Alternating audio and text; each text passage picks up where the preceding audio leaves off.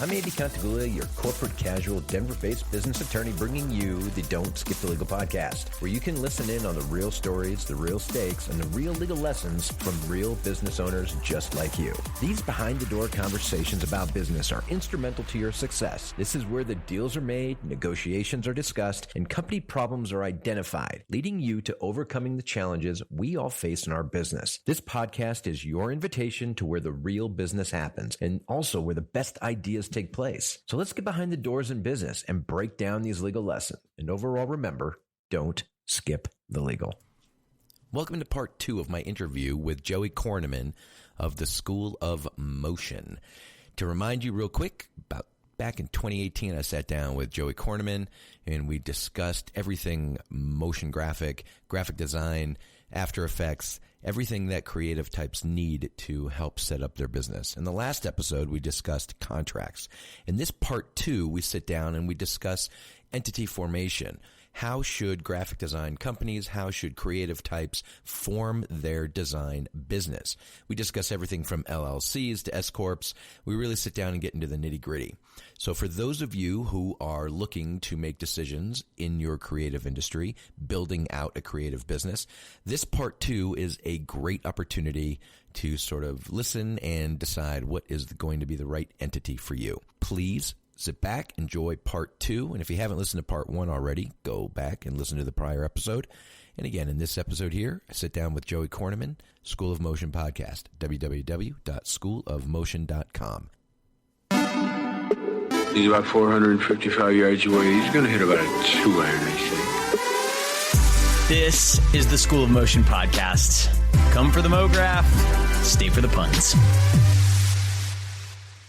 So if we're just talking about a single person, your options really are then a sole proprietor, a C corporation, an S corporation, or a single person LLC. Welcome to part 2 of the Andy Contaguglia episode. Who is Andy Contaguglia? Well, if you missed part 1 of this interview, you may want to go back and start there in the previous episode. Andy is a small business lawyer based out of Denver, Colorado. In the last episode, we talked about dealing with clients, contracts, and a bunch of other legal ideas. And in this episode, we're going to go deep into the topic of incorporating. If you're freelance, if you're thinking of starting a studio one day, you're probably going to need to think about forming a corporate entity, as they're called. And I know it's confusing. There's all these different kinds of corporations, S-Corp, C-Corp, LLC, there's different tax implications. And we try to do our best to demystify all of that in this episode. First, I have to say a whole lot of words so that we don't get sued. The legal information contained in this podcast is intended for general informational and entertainment purposes only. It should be used only as a starting point for addressing your specific legal issue.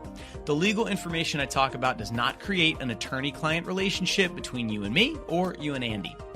This podcast is not a substitute for an in-person or telephone consultation with a lawyer who is licensed to practice in your jurisdiction about your specific legal issue, and you should not rely on this legal information for those purposes. You understand that questions and answers or other information contained in this podcast are not confidential and are not subject to attorney-client privilege. Neither I nor Andy are providing you a legal service. Every legal case is different, and past performance is not indicative of future results. Bottom line, please consult your own attorney. All right. Whew. Now, let's do this. Here comes part 2. Andy, now I want to talk about another enormous topic that we get questions about all the time. And I know just enough to be dangerous, but I imagine you're going to know a lot more about this, which is, should I incorporate as a freelancer? So why don't we just start with like the big question? Why would a solo freelance motion designer who sits in front of a computer and opens After Effects and makes animation, why would they want to think about incorporating? That's a great question. And again, the answer, it depends. It depends what your objectives are. It depends sort of what your big picture is going to be. There are tax benefits to it. There are employment benefits to it if you have employees. But I think the major reason that people tend to incorporate themselves in, and when I say incorporate, that's a real generalized term because there are corporations, there are LLCs, there are partnerships, and there are sole proprietorships. Those are the four different types of business entities. So when you're saying not to incorporate, those are your options. A solo practitioner is going to be, somebody who's not incorporated, but the other three entities, partnerships, LLCs, or corporations, are your options when it comes to creating a business entity around your business. The key here is, I think the main reason that people tend to create a business entity around them is for liability purposes. The nice thing about incorporating, whether you're going to be a corporation or an LLC, is you get what's referred to as limited liability. The corporation becomes the liable party, not you individually. So let's just... Can you define liability? Liability is a word that I'm sure you know what it means, but I think I know what it means, but let's just define it for everybody. It means who is going to be responsible if there's a legal issue. So here's the situation. So you have you as the animator, and you also have your company. If I wanted to sue you, and I'm suing you based on something that you did on your own individual basis, I can come after you. I can come after your own personal assets. Okay? That is the real big issue. So if you don't have corporate protection or business entity protection, if you are sued and a judgment is against you, then people can come after your individual assets. So what incorporating does is it separates you from a business, and then it's only the business that is exposed to liability. So let me make sure I understand it. So if it's just Joey as the animator and Joey gets sued, and they, let's say they come after me for damages and I don't have that much cash to give, they can repossess my car. They can go after my house, things like that. If I have a corporation that is separate from me, they can only go after assets that belong to the corporation? That is correct. Absent, other issues that might come into play. Sure. if it comes down to that. And we can have a discussion about that. But yeah, for the most part, the main issue is liability. If I am going to be sued, I want to make sure that my kid's college fund, or that my house, or that my car, or that my own personal assets can't be subject to collection at a later date. That the only thing that could be is, the judgment would attach to the business, and then it's the business's responsibility to pay it. So here's a question that I've always had, and I've gotten this question a lot, and I'm not really sure how to answer it, but maybe you can help. I could understand having a risk of being sued if you make tires, for example, and one of the tires you made is defective and it pops and someone's car gets totaled. But, we're animators. We sit in front of a computer and we're clicking buttons and typing on the keyboard. And then at the end of it, we've created a video for someone that they put on TV or they put on YouTube or their website. So there doesn't seem to be any obvious risk of being sued. So I'm wondering if you've got any thoughts on what the dangers are, for motion designers. Well, I think the big issues that motion designers are going to run into are obviously breach of contract issues. But again, if you're dealing with small, sums of money, $2,500 or something like that, that's, even if it's a judgment against you personally, most people can probably manage. But now to sort of get my creative cap on to think about the exposure that you might have. Here's the thing that you need to be careful of. You never know what somebody else is going to do. So let's use this example.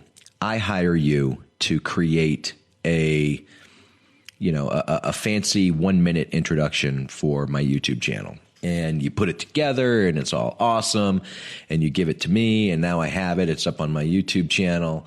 And now all of a sudden somebody comes to me and I get a cease and desist letter from a lawyer that says, oh, hey, by the way, you have copyrighted music in your video and it belongs to my client. And if you don't take it down, now I'm going to sue you. Now, copyright exposes you to huge amounts of damages if it is in fact copyrighted. And if, let's say, somebody comes after me for copyright infringement, who do you think I'm going to drag into that lawsuit? Right. I'm going to drag you in. Maybe you did it accidentally. Maybe you did it on purpose. Maybe you thought you had the rights to something, or better yet, maybe what you did was you purchased a license for that music for a different project and not for this project. And so it only applies to that last project. In other words, the license doesn't last in perpetuity. It's only for the specific purpose that you purchase it. But you thought it would be great for my video, and you put it together, and now all of a sudden, guess what? I'm being sued for copyright infringement, and I'm going to drag your ass in too, because that's on you. And now I'm going to be subject to damages because it's a 1-minute video. It's the music in there. It has, 15,000 views, and there is a huge amount of damages that's associated with that. I mean, it could be up to, $3,500, if not more, per infringement. Oof. And if there's 15,000 views, do the math. That becomes a huge amount of damages on me. And if I'm going to drag you in there on that too, well, that becomes big money. And that might not be something you want against you personally, but you can say, hey, you're going to drag my company in because you and I, our relationship is not based on Andy and Joey. It's based on the Contaguglia Law Firm and School of Motion. And as a result of that, because the nature of the business and the nature of the contract defines your company and my company, then I also know that they're not going to be able, the people suing me for copyright infringement can't come after me individually. They can go after my company because it was my company that is using the materials, and it is your company that produced them. So that is an example that I could see definitely coming up. And having done enough copyright litigation over the years, I've seen really crazy things that have come up. I represented a blogger a few years ago, and there was, he pulled an image off of Google Images, thinking that, it's on Google, it must be public domain. Well, that's not accurate, because the way Google pulls the information down, it spider crawls across the web. It just identifies all these different images, and it then just identifies that. And so he did a right-click save as, took the image, put it into his blog, and ended up getting sued by a company that purchased the copyright on those photographs that used to be that was affiliated with the Denver Post. And so here he was in North Carolina being sued in federal court in Denver for an image that he pulled off of Google Images depicting the pat-down searches at Denver International Airport. And the company that was suing him was from Las Vegas. So, he had never been to Colorado. And here he was defending a lawsuit in federal court in Denver. He's just a blogger. He's just talking about different things. He's taking images and commenting about them. And, aside from all the fair use stuff that is possibly there, he had to defend this lawsuit. He was right at the end that everything was okay. But, had he lost, a judgment would have been against him individually because he just ran his blog as himself. And so that becomes the problem. So nowadays, when you're looking around, and I mean, there is a lot out there that is what I'll refer to as public domain. And I think that's not even a good way of defining it. It's material that people have put out there, that composers have put out there, or that artists have put out there, that they are willing to give you a limited license. I mean, I should do a video on this, but have you ever read the terms and conditions of the music for YouTube, or any of those, any of the free sites out there where you can grab music or grab images and things like that? It's really limited in terms of what you're allowed to use it for. And so, if you're not familiar with what those terms are, and, even some of the websites where you can purchase a song to use in a video, you're only allowed to use it once. You can't use it multiple times. You have to purchase a license over and over and over, even if it's a $1 license. I represented a yoga studio here and in town, and they put a bunch of really nice meditative type of music onto an iPod, put it in put it up in their yoga studio, and during yoga class, they were playing it, and they got a cease and desist letter from lawyers representing BMI, which is one of the big licensing companies for music, saying, hey, you are infringing on our copyright, and you better stop or pay us large amounts of money. Or, hey, by the way, you could just go get a license from BMI for $750 a year, and you can use all of our songs without issue. And it depends on the type of license you get. So there are some really goofy ways that somebody could get wrapped up into something without ever even knowing it. And that's why I think, just from a liability perspective, put something between you and the other person, and that something is your company. That becomes your shield. I'm sitting here clenching and shivering. I mean, like, I'm sure people listening to this are terrified now, because all of the things you've described are things that probably everybody in the industry has done, not on purpose, but just by accident. I mean, there's a very kind of, right. It's like an open secret that when you're designing stuff and you're pitching things to clients, you're moving really fast and you're grabbing stuff off Google Images and Flickr and whatever to just mock things up and photo bash things, and it's all copyrighted stuff. And so basically, it sounds like the liability part of putting up making a corporation is that if the worst happens, if you screwed up knowingly or unknowingly, and all of a sudden a judge says you owe $2.5 million, your company can go bankrupt, but you're still okay. You're still whole. Great way of putting it. Okay. Absolutely. Got it.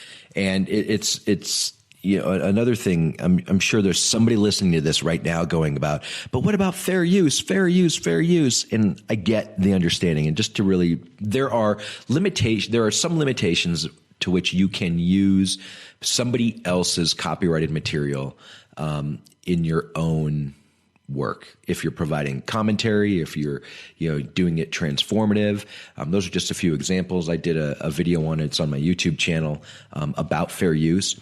But the point that people fail to recognize when it comes to fair use is, if you're raising fair use, it means you've been sued, because fair use is a defense to copyright infringement. It's not a permission slip to copyright infringement. And you have an obligation to prove fair use. So if you're out there saying, yeah, but it's fair use, it's fair use, it's fair use, that's great. I hope you have the budget to defend that, because that's going to be the issue later on. There's an artist in New York, I forgot his name, but he makes a living out of taking other people's Instagram photos, manipulating them a little bit, blowing them up and putting them in art galleries and charging, large amounts of money for people to come in and take a look at other people's photos that he has transformed. And he has been sued multiple times in various states over this. He has been successful to some extent.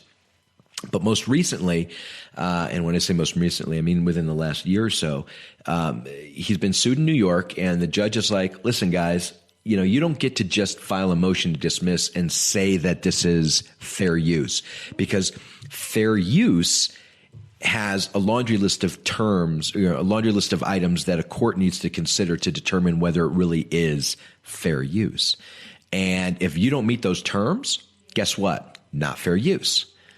But who do you have to go to? What do you have to go through? You have to defend that lawsuit in order to present your case that it is in fact fair use. So I hear people say, yeah, but this is fair use. And I'm like, great. Are you prepared to litigate that issue? Are you prepared to go to trial and fight this against Google, against, the Denver Post, against any of these other people who might have a much bigger bank account than you? And if you are, great, go for it. If not, pull back. So the best thing to do, and we started this conversation off with liability. Right. We sort of now segued into copyright a little bit, but I think the best thing that people can do, and you'd be surprised how cooperative people can be. Call them up and ask them, hey, I came across your image. I love it. I'm a blogger. I'm an animator. I would love to be able to use your image in something that I produce. Would you give me permission to do that? What's the worst thing you're going to do? Say no. But many times people be flattered. Yeah, I would love to. Just give me credit for it. Great. formalize it with an email, formalize it with something that shows that you've been given permission for it, and then move forward and utilize it. Sometimes that 15 minutes of uncomfortableness can save you a lifetime of just anguish. Such amazing advice. And I have to say too that, nowadays it's so easy and inexpensive to get stock imagery, stock music. Stock music used to cost $300 to $500 per use, and now you go to Premium Beat, and it's like $40 or $50. You can get an Adobe stock membership, for $30-$40 a month, or a Shutterstock membership. And it's like, it may seem expensive, right, but I guarantee it's a lot less expensive than getting sued. It is. And I think, but even under those circumstances, make sure you read through the terms and conditions of what you're allowed to use it for. Some of these people have, some of these licenses that are put out there, you're not allowed to use it for commercial purposes, meaning you can't make money off of it. If you're doing it for fun and you want to add it to your video because, hey, this is my travel video, I'm going to share it with my friends and family, great. But if you're now putting it in a commercial and you're trying to drag and, bring people to your website so you can earn money off of it, that becomes a commercial use. And sometimes in situations like that, the people who own the copyrights on that are going to be like, listen, I don't mind you using my stuff, but guess what? Pay me $5 for a license to go ahead and put it in your commercial, right, if you're going to generate income from it.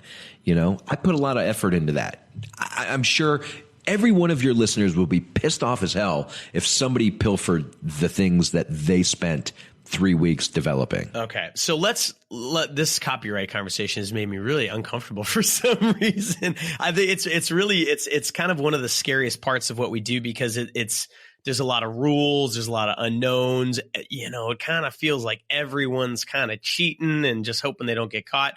But hopefully from this conversation, at least, everyone listening kind of understands that there are risks, however small they might be, that if you get caught, the consequences can be enormous, and incorporating can provide a buffer between you and the person suing you. So let's talk about corporations a little bit more. You mentioned that there's corporations, there's partnerships, there's sole proprietorships. Can you briefly just kind of describe what the differences are? Okay. So just to sort of recap, the business entities that we have are corporations, partnerships, and those include general partnerships, limited partnerships, limited liability partnerships, or limited liability limited partnerships. Those are all different forms of partnerships. I know. And limited liability companies. So I'll tell you this. I have taught a course on business entities, and it's a 4-month course at 3 hours a day. I mean, the depth that this goes into is incredible. But let me see what I can do to simplify this as much as possible. So starting with the first one, corporations, really what people have defined as the formal business entity. You have C corporations and you have S corporations. And real briefly, the difference between the two is the nature of how they are taxed. A C corporation gets what's referred to as a double taxation. An S corporation is taxed as a partnership, and you get what's referred to as flow-through taxation. I'm going to go into a little bit more detail on that as well. Then you have partnerships.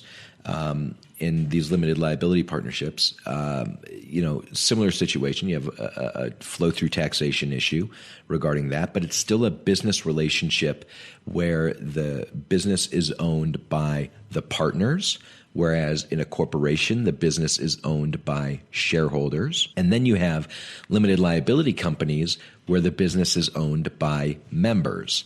So the owners of each of these, they are given different names, but they are specific to that type of business entity. And it drives me crazy when people go, oh yeah, my partner. I'm like, what kind of business entity are you? Oh, we're an S corporation. All right. So they're not a partner. A partner is part of a partnership. A member is a part of an LLC. A shareholder is part of a corporation. So that's how those are defined. And really what you do in each of these situations, whether you are a member, whether you are a partner, whether you are a shareholder, those designations define your ownership interest in that business entity. And you can own 100% of it, You can own 50%, 10%. And what you see people doing is selling portions of their company or, divvying out interests in their company. So-and-so is a 5% owner. So-and-so is a 10% owner. And that's really sort of how those are all broken down. But they all function very similarly. And what I mean by that is they provide you the appropriate protection, with the exception of a general partnership or a limited partnership. If you want the limited liability, which is what a limited liability company and a corporation give you, in other words, company is liable, not you individually, you need to be a limited liability partnership. So you have to have that designation of limited liability. Now, the interesting thing here is all of these business entities are created at the state level.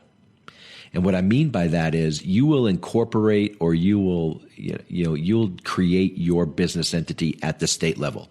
You'll incorporate in Delaware, you'll incorporate in Florida, you'll incorporate in Colorado, whatever it is. But that is where the creation of your business entity begins, is at the state level, the state that you decide you actually want to incorporate in. Does that make sense?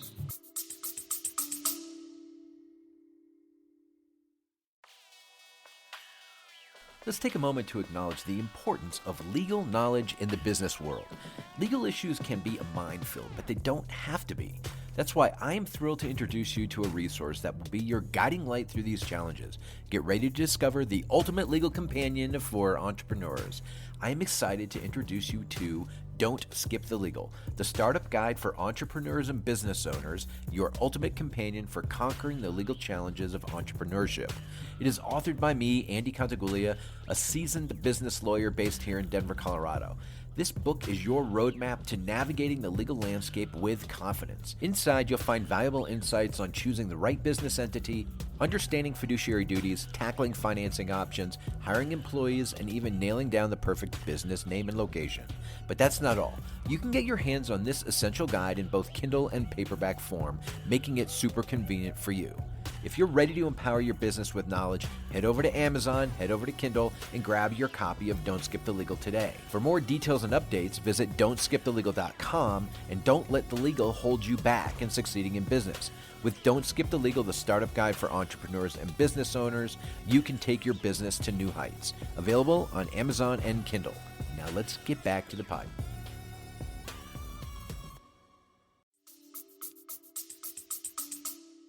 That does make sense. And, I think what, everyone listening, I guarantee that no one listening is going to want to sit through. I'm sure it's very interesting, Andy, but the 4-month course, 3 hours a day that goes into the different business entities. But what they're wondering is, like, at the bottom of it is which one's right for me.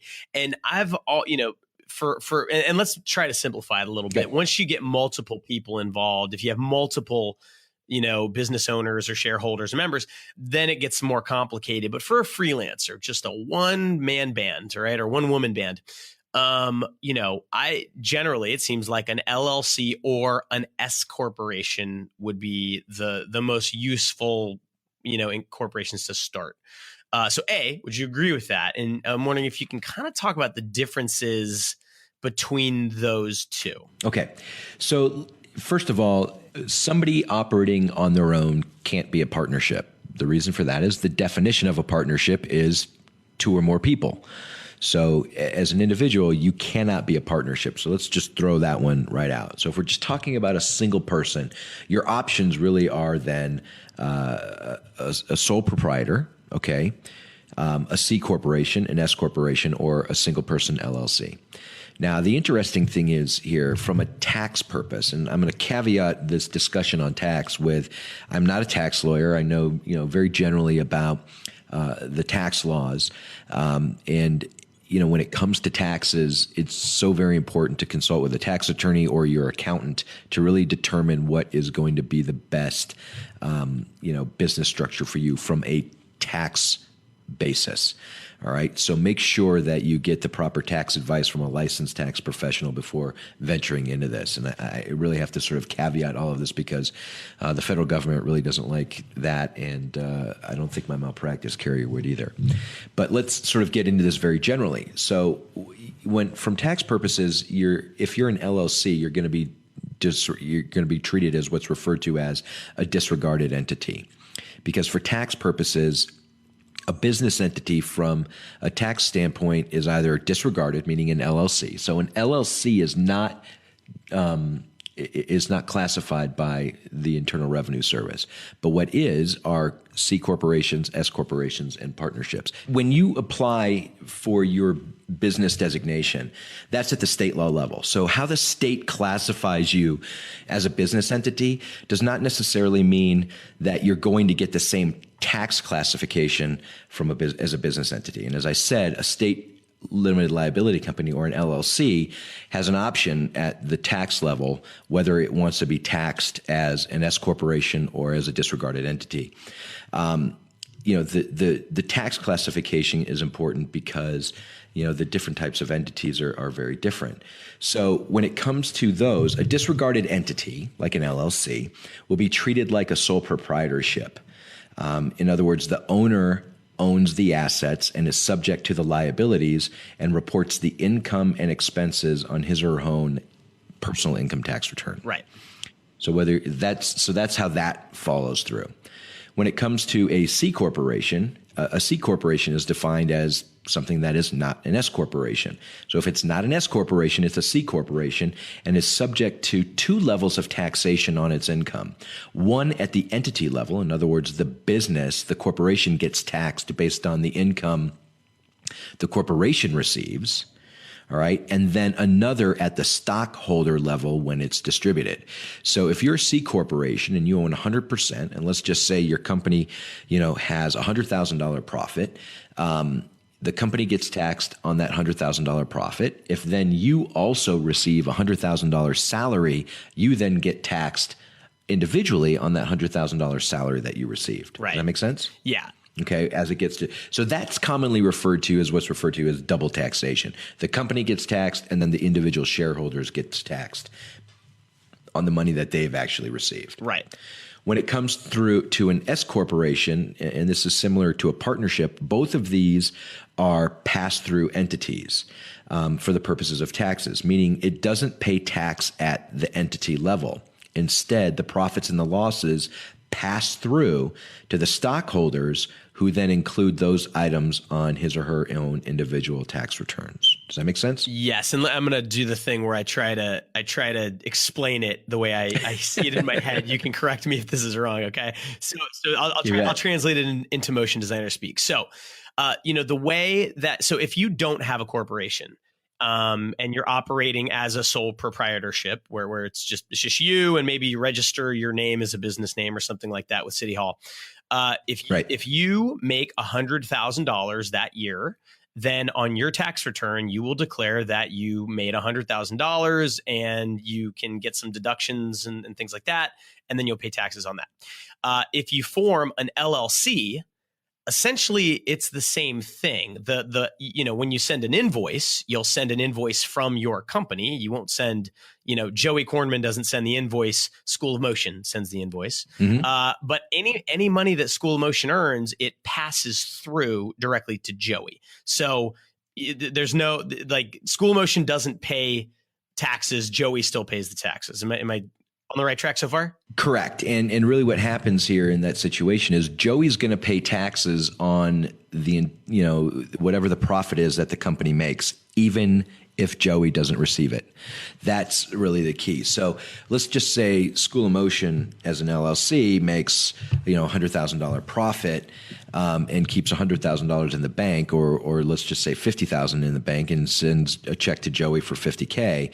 Joey's going to pay taxes on $100,000, not the 50. Right. So you're paying your taxes based on the full amount that the company makes, and not the what has been distributed to you. So that's sort of the downside to these flow through tax entities, because the individual owner is going to be taxed on the entire sum that the company makes in proportion to what they own.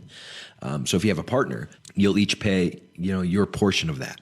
So I want to bring up something that you just mentioned, because this was something I did not understand at all the first time I incorporated.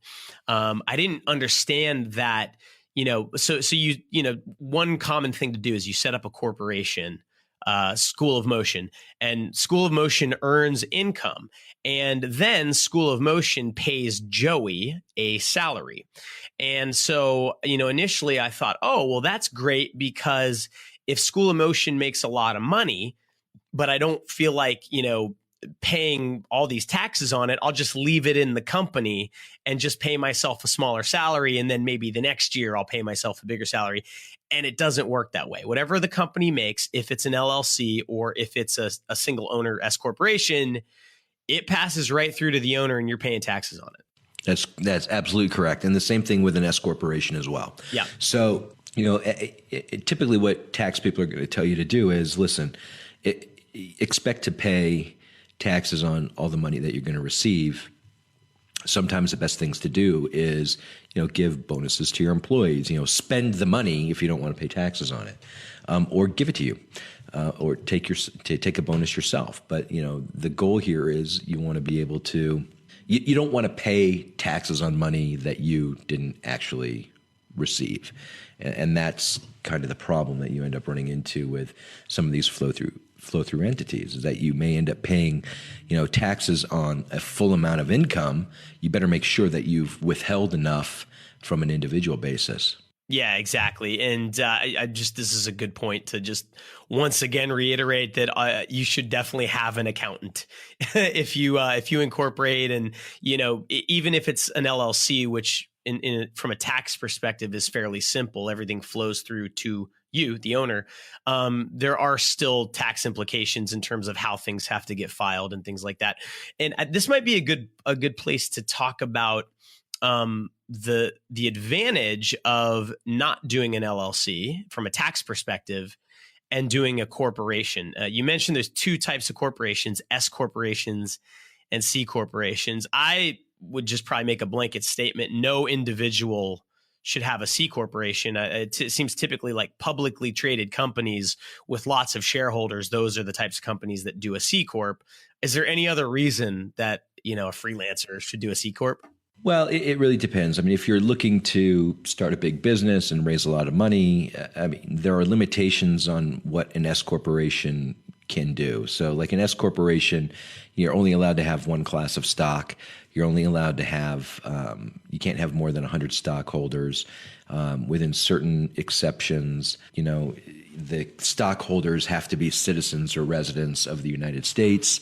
And, for the most part, it's a much more common entity than C corporations. But the problem that you may run into is if you're going to change, if you're going to be a corporation and then change later on, you could run into problems from a tax basis.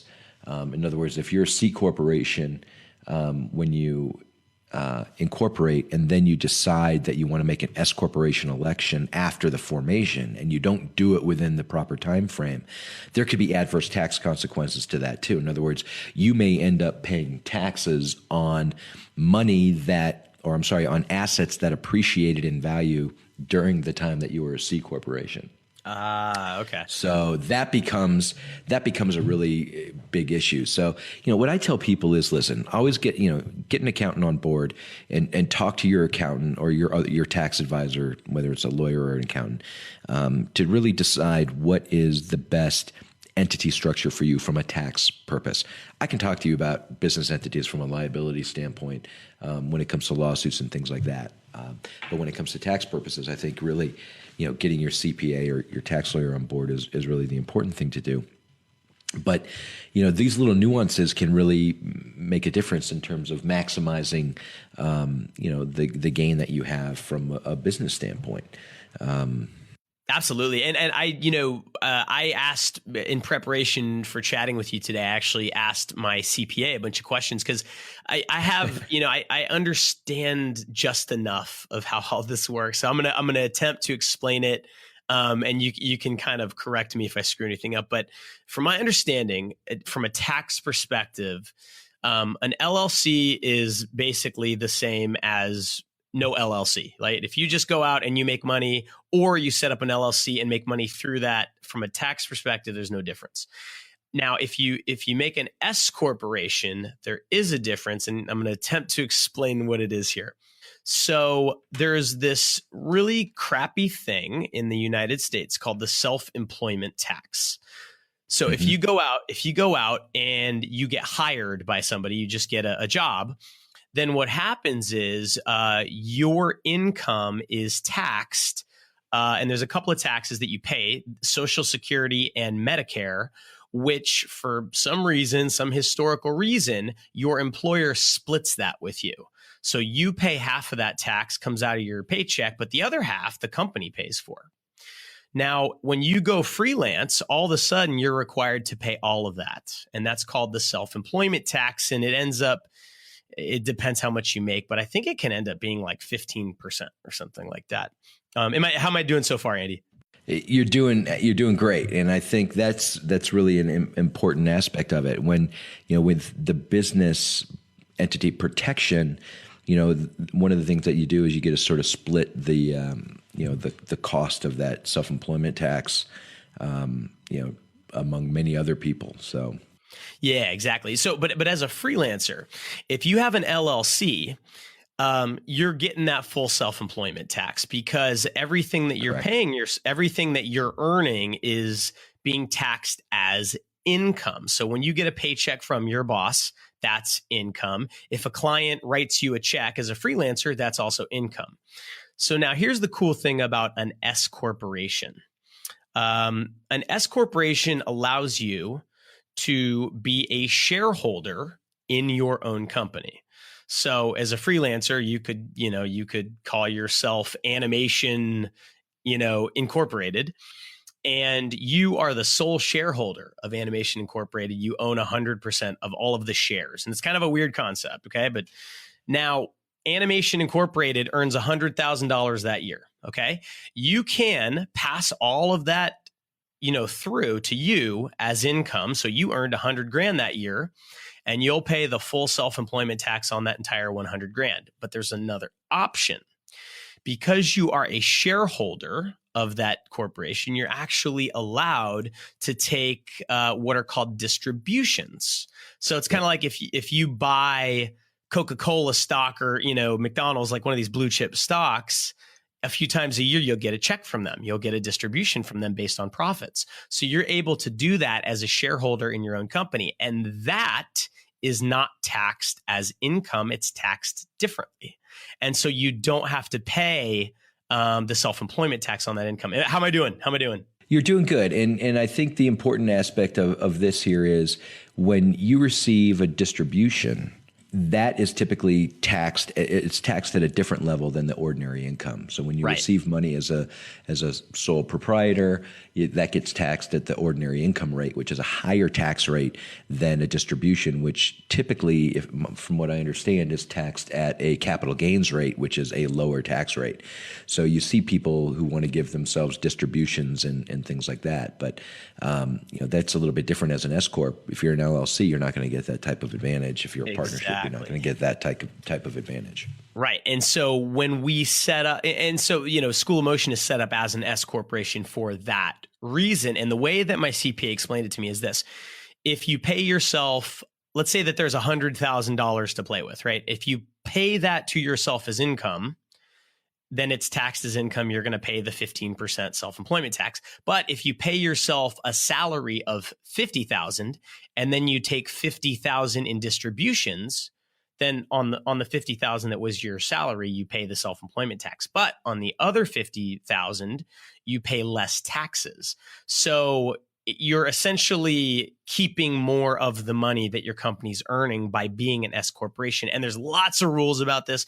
The obvious question is, well, why can't I just pay myself all of my salary through distributions? Well, the IRS doesn't like that, and they'll come after you, and you need an accountant to counsel you.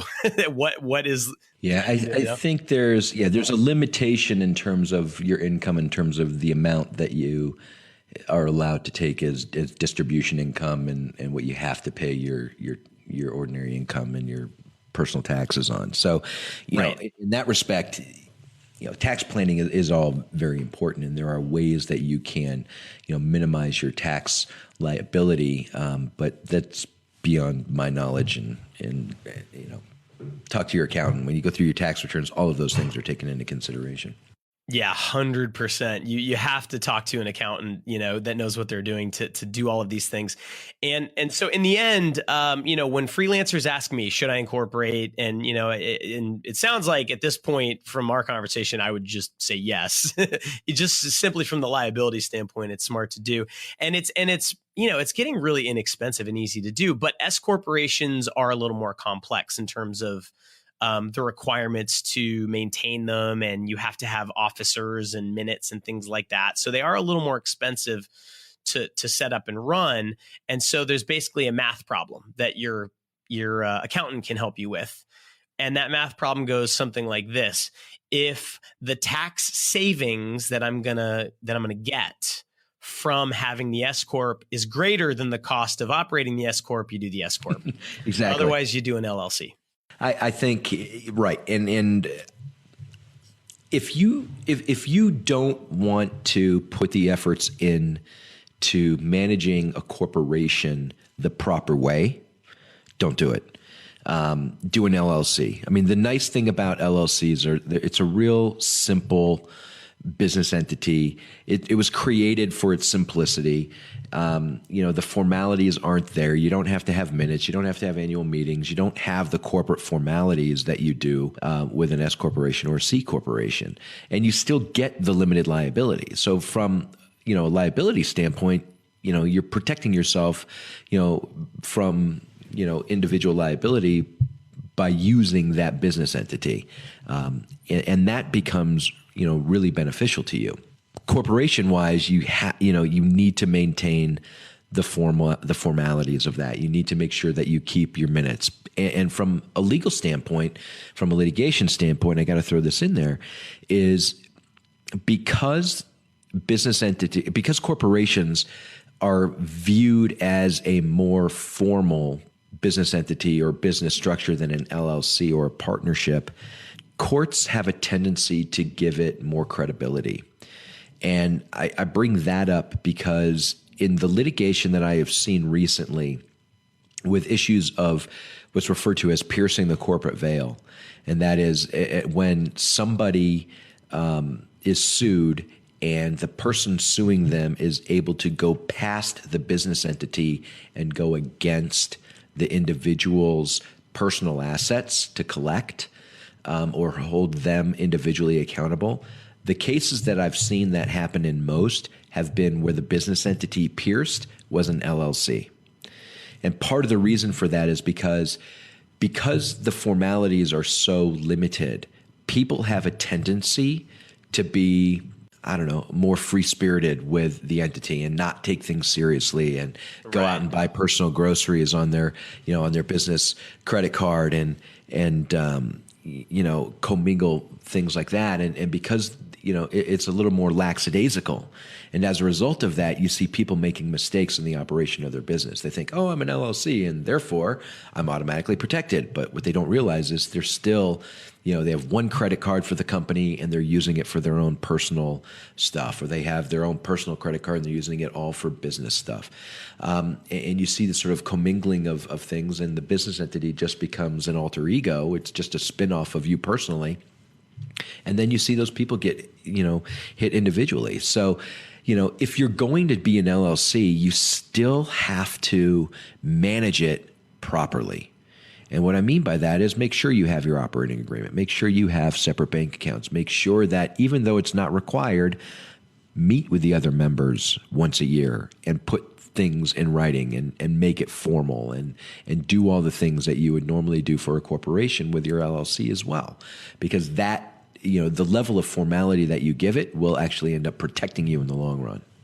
I want to reiterate what you just said because it's super important, that there's this concept of piercing the corporate veil, which it sounds like this really cool kind of ninja-like thing.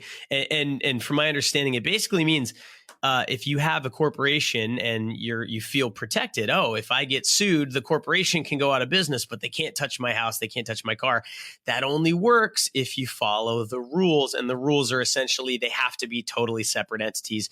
You can't take your company credit card and buy yourself a new home theater and call it a business expense. If you get caught, they're going to say, well, you and the business really aren't separate. So we are going after your personal assets. Absolutely right. And what I see is here's how people justify. Well, yeah, I went out and I bought the home theater with my business credit card, but the company owed me $5,000. And I'm like, great. Then guess what? Cut yourself a check. Right. Yeah. Cut yourself a check from your business, deposit it into your own personal account, and then go buy your home theater with your personal money. So you've earned your income. Now what you do with your income after that is entirely up to you. But unless that home theater is somehow related to your business, you're going to have problems.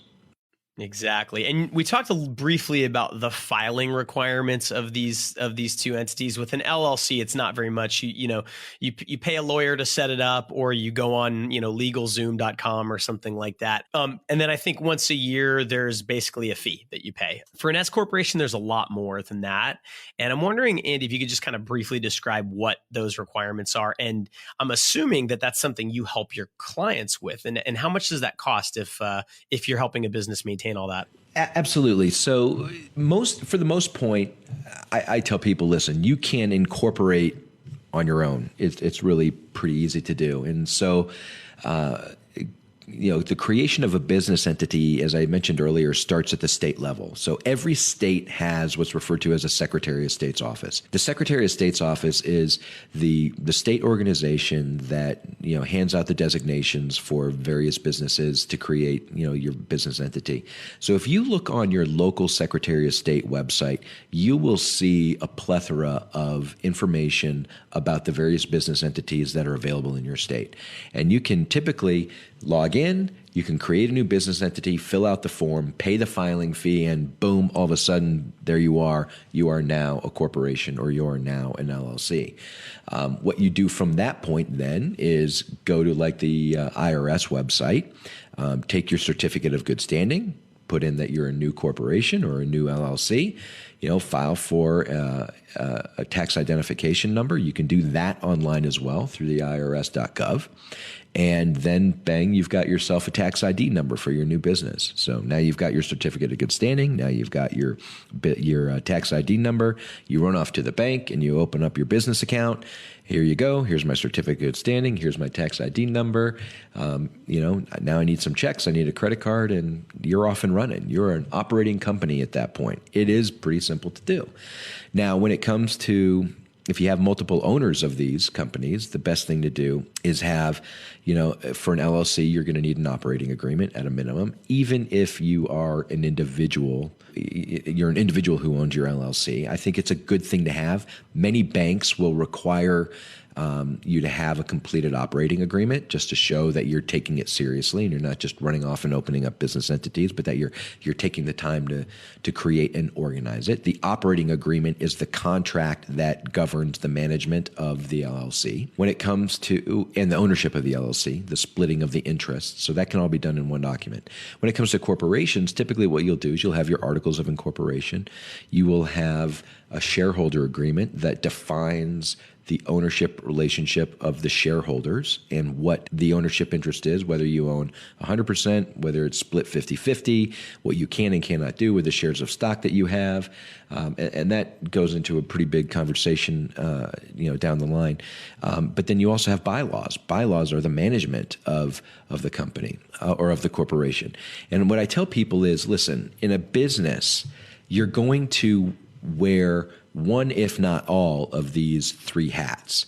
So the first hat that you might have is ownership. You can be an owner of a business. Okay, so that's hat number one. Hat number two is management. Hat number three is employment. So you can be an owner of a company, but never be in part of managing. So you may not sit on the board of directors, but you may end up owning it. Think of that like you own shares of stock in Adobe. I don't know if they're public or not, but if you own shares of stock in a public company, there you are. You're a shareholder in that company, but you don't sit on the board of directors, and you're not an employee. But you might also be a manager. Look at many of the companies out there that just hire people to be on their board of directors to help manage the company that don't have an ownership interest in it. And you can do that. And I've seen small companies say, I really like this guy's ideas. He's going to come in. He's going to sit on the board of directors. And this individual is going to help me manage my company. And he will not own it. Then you have employees. Maybe you want to hire somebody who's going to be the business director. And so you say, hey, can you come and help me out, be my business director, and you'll be an employee. Now, in a small business or as an entrepreneur, we might wear all three of those hats. We might be the owner, we might be a manager, and we might be an employee. So those are the three classifications of a business entity, really, is what it comes down to. So one last thing I want to talk about, and you brought it up right at the beginning of this conversation about corporations, is that one of the other advantages you can get from having a corporation comes if you start to hire people. So I'm wondering if you can talk a little bit about how having a corporation could help you if, for example, you start as a freelancer and you start an S corporation for the tax benefits and you're operating on your own, but then after a few years, you start getting more and more work. And after a while, you say, you know what, I could kind of justify bringing on, a junior animator to help me with all this work. What is having the corporation, help you with in terms of having employees? I think the important thing here is obviously for liability purposes, if you end up with employee disputes, you want them obligated to the company and not to you individually. So I think from a liability standpoint, that's really important. But the reality is, do you need a corporation to have employees? No. Would I advise it? Absolutely. I think you should. So again, it's no different because you're entering into relationships with these people. You're entering into a legal relationship with them. They are employees. And so now you have employment laws that need to be, accounted for, primary one being you can't force somebody to work more than 40 hours a week unless you pay them overtime after 40 hours. They can't work more than, a certain number of 12-hour shifts in a row. And again, I don't know the whole details on the employment aspect of things, but the laws that are in place for employees are much different than the individual if they're just an independent contractor. And the more you start to control somebody's time with you, the more they're going to be an employee of your company rather than an independent contractor. That's another conversation that we can certainly have. But, from an employment standpoint, I think the last thing you ever want to do is if there's going to be an employment dispute, you would rather have that disgruntled employee fighting with the company than with you individually. And in some circumstances, you can buy insurance to protect yourself from employment-related disputes. You can have HR companies represent you, and they may put requirements in place that you be a business entity as well. So again, this is about liability. This is about separating you from everybody else and protecting you, Joey, not School of Motion. I mean, you'll protect School of Motion, but the important thing here is keeping you as separate from the company as possible.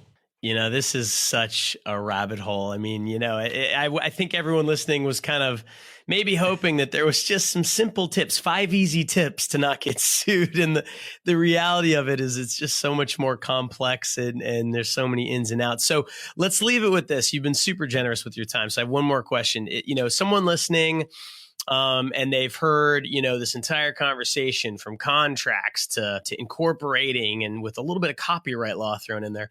And let's say that they're about to go freelance and they want to do it the right way, but they're overwhelmed. What's a good starting point? Should they just get on LegalZoom.com and pay a couple $100 to do this, or should they go find a lawyer and start a relationship and do it that way? Again, the answer, it depends. Oh, come on. It's going to depend on your budget. It's going to depend on your budget. Now, I will say this: I am not a fan of legal forms. But I will say that they do provide a purpose. And one of the purposes is, they're inexpensive. And you can go to companies like LegalZoom and, or just ask a lawyer and buy a template. But unless you have the sophistication of understanding what the contract means, just because you go and buy an operating agreement from LegalZoom, or you go buy, a services agreement, a generic services agreement from LegalZoom or from somebody else, do you really understand what it means? Do you understand when it goes through and it says, insert governing law here, and you're like, well, what do you mean? What does that mean? Insert venue clause here. What does that mean? If you're sophisticated enough to understand and interpret what those contracts mean, then by all means go ahead, or educate yourself. Listen to podcasts like this, watch videos that are on my YouTube channel to learn about, the different areas of law so you can protect yourself. So get educated about what you're going to do. Don't just go out there and purchase these things with the hopes that it's going to fit, because, just because you go grab a hammer out of the toolbox, it doesn't mean you're going to, get the screw in properly. Can you get a screw in the wall with a hammer? Absolutely. But is it the right tool for the job? No, it's not. So making sure that you have the proper understanding of how things operate and making sure that you understand that you have the right contract for the right deal, that's it. And then most importantly, if you're going to go into these forms, still take the time to build the relationship with your client. Really sit down and help understand what the needs of the client are. Because what I find is the lack of communication between the parties is really the cornerstone as to the problems that they end up having later on. If everybody's on the same page and everybody trusts one another and everybody is willing to work with one another, it makes the deal-making portion of this so much easier. And that is all part of the preventative law. That is all part of my pitch to make sure that you understand what you're doing and take the precautions now so you don't run into problems later. And that's it for Mr. Andy Contiguglia. Head over to contiguglia.com/School of Motion. That's Contiguglia, CONTIGULIA.com/School of Motion, where Andy has left a little gift there for our listeners. And he also has a bunch of free videos that can teach some basic legal ideas and help you get your head wrapped around some of these very grown-up concepts. Now, I know this stuff is not the sexiest information to go through, but if you plan on being a professional in this field, you kind of have to bite the bullet and deal with legal issues. Thanks as always for listening. Check out schoolmotion.com for show notes and information about all the amazing classes we offer, and I will catch you next time.